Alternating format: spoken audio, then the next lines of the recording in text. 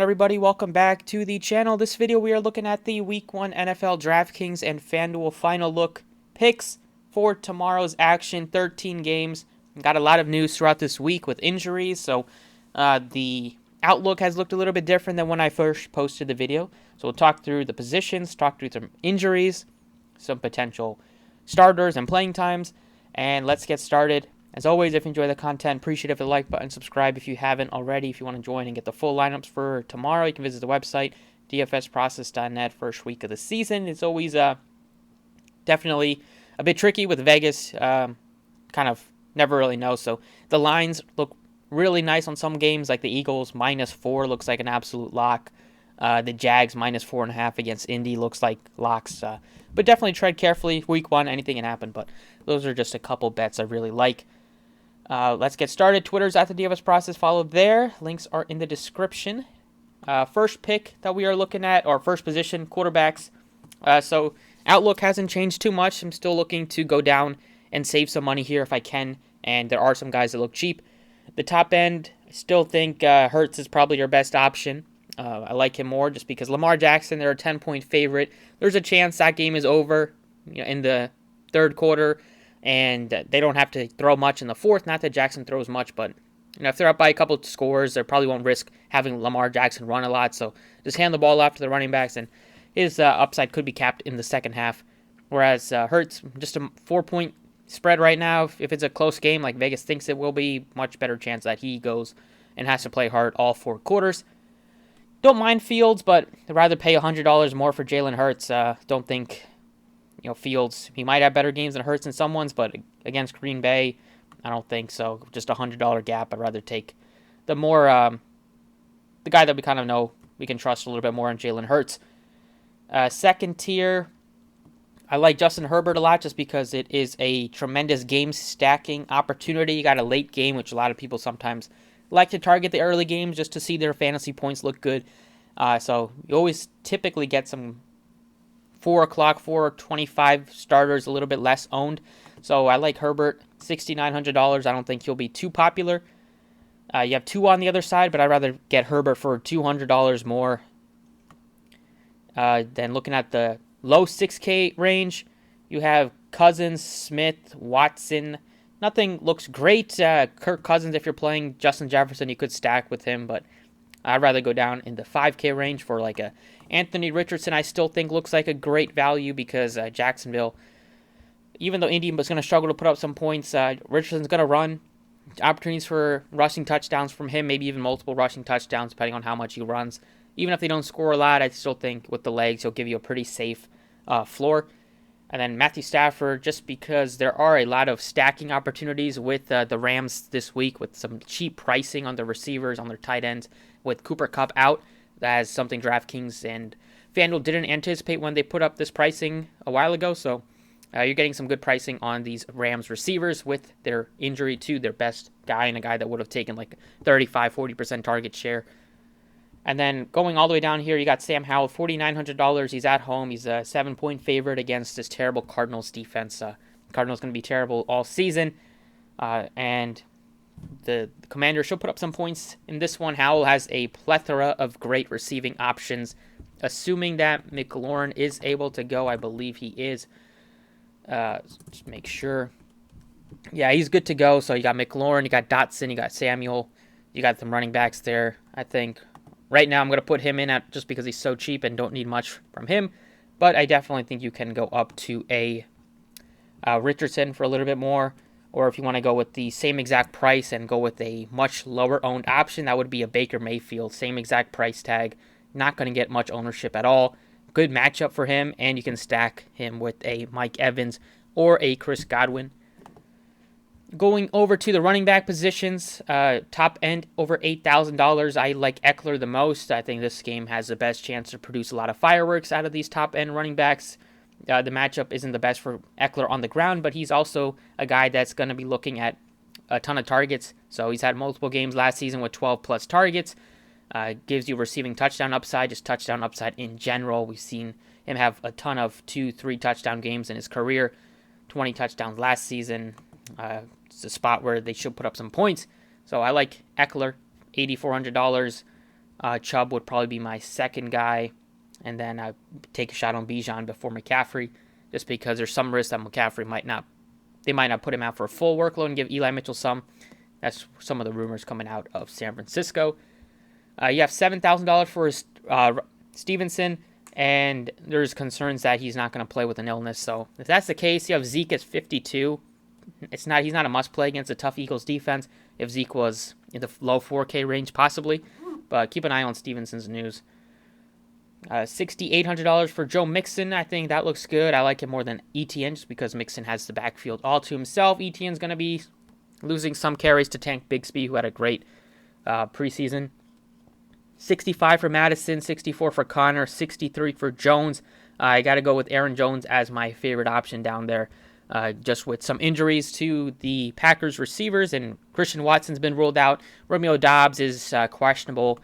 If Doubs also misses, and it's just going to be more targets for Aaron Jones out of the backfield, and you got some other receivers on the Packers that look like great values, but right now I like Aaron Jones a lot. 63, it's a good matchup for him against the Bears defense. He's going to get a lot of work. Other options would be, if you don't want to go super crazy on the Rams offense, you can maybe go elsewhere than Cam Akers, but I like him just because you're probably going to look to a Ram receiver or a Ram tight end. Pierce, tougher matchup against Baltimore. He's cheap though, but I'm not that interested. Williams is probably going to be eased in his first game back in a while. Mostert, I think he's a fine value, but he's still going to not get a full workload with A-Chain back there, and then they'll probably even give Ahmed some work.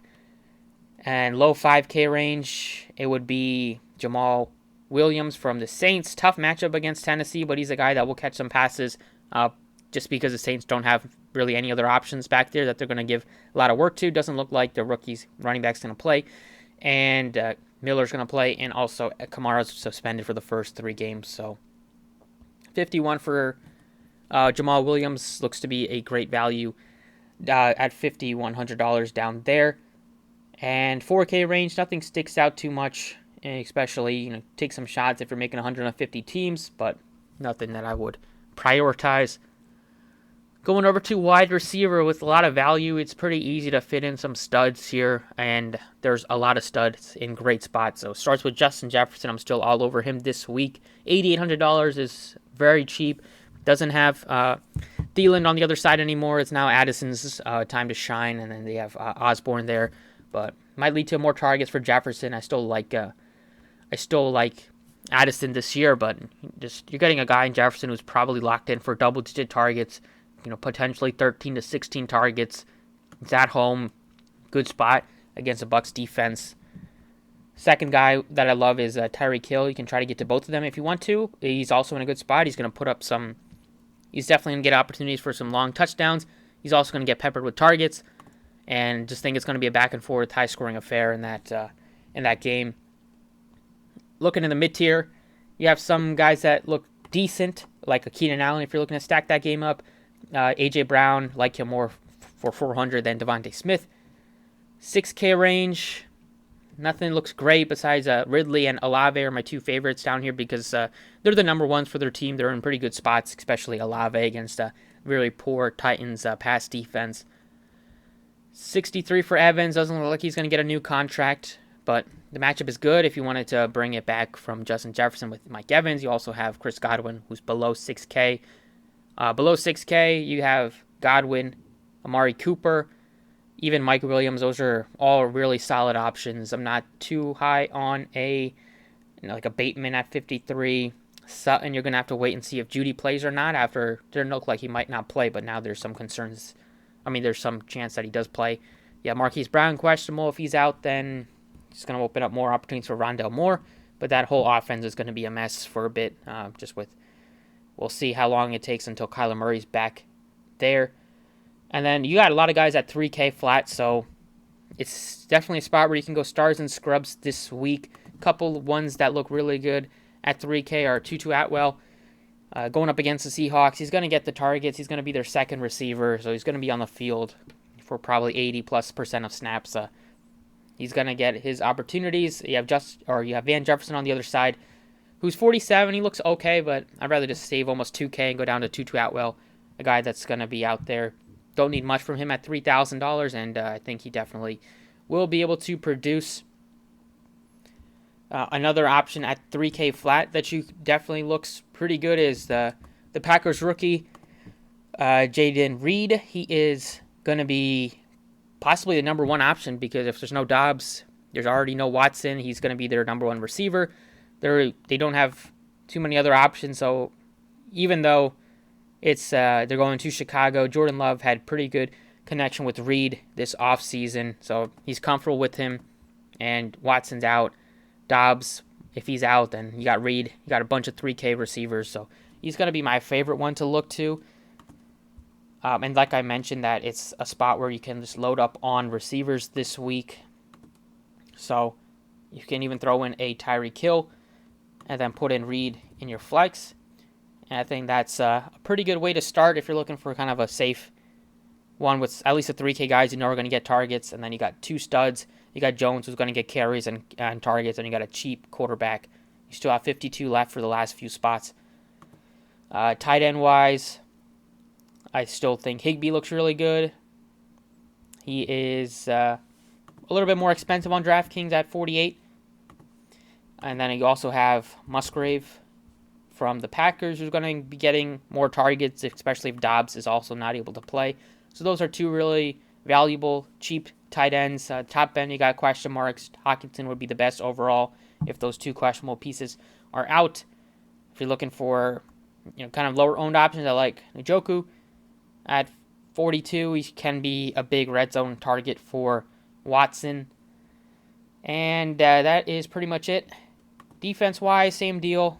Looking to go cheap at defense. So I think if you're playing Howell, you're not going to be looking to the Cardinals' defense.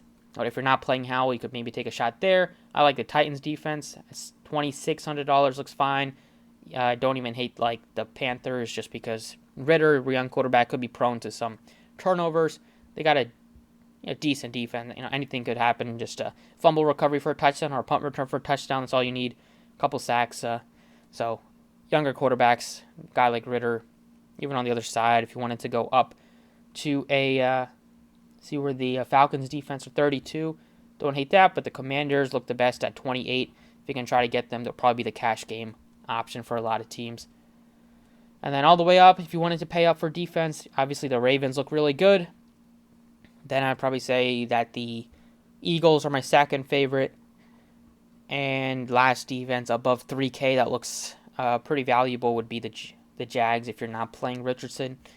But that's what I got for the final look for DraftKings. Its FanDuel is pretty similar, but I will show you guys what I have. So for FanDuel, I have Richardson at 67 just because he's cheaper than Sam Howell, so I'd rather go with him. DraftKings $700 more expensive. Running back, 72 for Jones, I still think looks like a great play. Top end, Chubb, Eckler, 84 for Josh Jacobs. I don't hate Mixon just with the amount of volume he's going to get. But I like Jones just with the volume and the potential to get more targets with their receiving core really banged up. 6K range, I like Cam Akers a lot, 66. If you want to take a shot on J.K. Dobbins, don't hate it. Great matchup. And then you got White, who's just going to get a lot of volume for the Bucks. So a lot of cheap running backs on FanDuel. Receivers, think it's a good week to pay up for both. If you can definitely make it work with the value that we have elsewhere in some running back spots, quarterback. You got cheap receivers to fill out your third receiver spot with. But I'm going with two guys that I think will get 10 plus targets this week and potential for both guys have potential for over 30 fantasy points. Second tier, you got A.J. Brown. You have Devontae Smith at 82.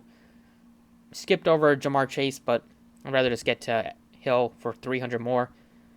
Value-wise, I still think you have Olave at 73. Looks a little bit better on DraftKings, but don't mind him on FanDuel. And then below 7,000, Amari Cooper, Chris Godwin, Mike Evans, 65, looks good. Dotson, 61, really good, cheap play. We know Carolina's a bit banged up, but I'm not that interested in targeting anybody with Bryce Young back there making his NFL debut. And then if no Jerry Jeudy, 59 for Sutton looks good. You have Michael Thomas looking to bounce back. If he stays healthy, he'll produce. And then tight end FanDuel is only 53 for Tyler Higbee. He's probably going to be the default option for a ton of pieces and for a ton of people. but I like him a lot. Tough to pass that price tag up. You have other opportunities for like a Njoku for a few hundred more. You could go with Goddard for 64. See what Musgrave is.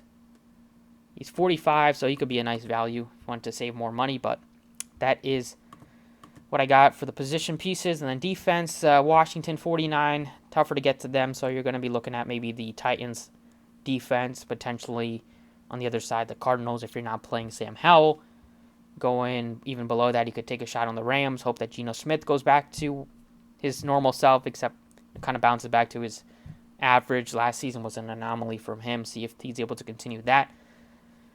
And yeah, that's pretty much it for the final look that I'm looking at. Should be a fun week 1. Let me know if you have any questions. Check out the site if you want the full picks. And I will catch you all next time.